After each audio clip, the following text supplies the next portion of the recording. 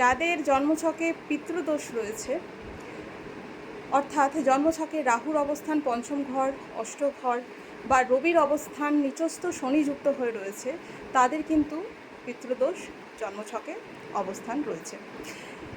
এদের ক্ষেত্রে দেখা যায় বাস্তুতে অবশ্যই ডিফেক্ট থাকে সাউথ ওয়েস্ট কর্নার, রাহুর কর্নার, সেই ওয়েস্ট মানে ওই জোনটাকে কিন্তু দেখা যায় বাথরুম রয়েছে, নতবা ওই কর্নার কোনো না কোনোভাবে ওখানে ডিস্টার্ব রয়েছে।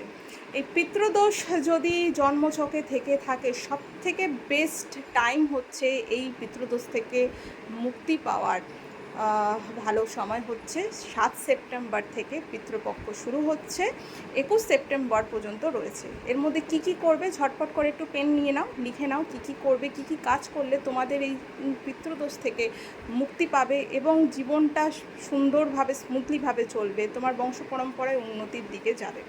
কি কি করতে হবে? ফার্স্ট হচ্ছে গিয়ে 11টা অশ্বত্থ গাছ অথবা বট গাছ, পিপল পের বা বরগদ কা পের যেটা হিন্দিতে বলে, অশ্বত্থ গাছ বা বট গাছ 11টা লাগাবে নিজের হাতে এবং তাকে রক্ষণাবেক্ষণ, তাকে জল দেওয়া, প্রতিনিয়ত তাকে বড় করা, এটা তোমার ক্ষেত্রে নিয়মিত কাজ করতে হবে। যত বড় হবে, যত এই বৃক্ষ বাড়বে, বৃদ্ধি পাবে, ততই দেখবে তোমার জীবনে আলোয় আলো আসছে এবং সুন্দর জীবনের দিকে এগোচ্ছ।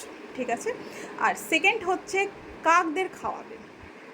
অবশ্যই এই 16টা দিনের মধ্যে কিন্তু তোমরা কাকদেরকে খাওয়াবে, নিয়ম করে কাক খাওয়াবে, কুকুরকে খাওয়াবে এবং থার্ড বলা হচ্ছে ব্রাহ্মণ ভোজন অবশ্যই কিন্তু করবে।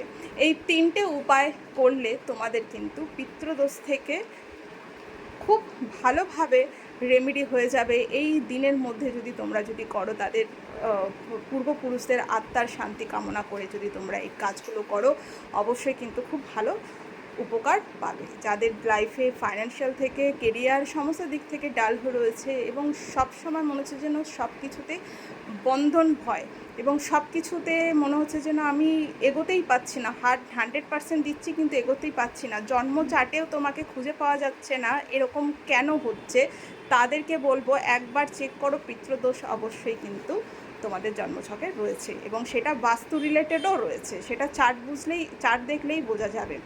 তোমরা এই রেমেডি করলে অবশ্যই তোমরা এর থেকে মুক্তি পাবে।